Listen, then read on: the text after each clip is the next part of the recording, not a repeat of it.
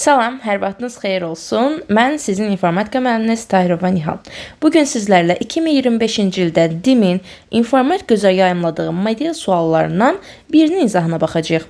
1001 sayda iç-içə çəkilmiş kvadratın təpələrini şəkildəki kimi birləşdirməklə alınan qrafın neçə tili mövcuddur deyə bizdən soruşulur.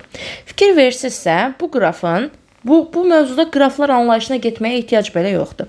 Baxın, fikir verirəm ki, burada bir kvadrat var və bu kvadratın ümumilikdə 4 dənə tili mövcuddur.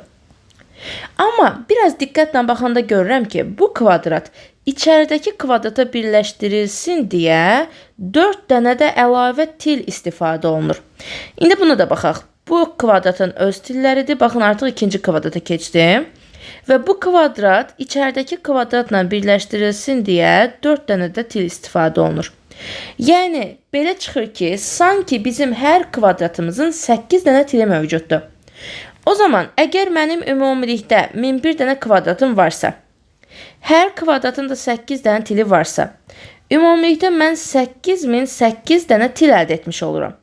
Ancaq biraz da diqqətlə baxanda görürəm ki, bütün kvadratların həm kənarlarında, həm də içərilərində tillər olmağına baxmayaraq, ən sonuncu kvadratımın yalnız kənarlarında tillər mövcuddur.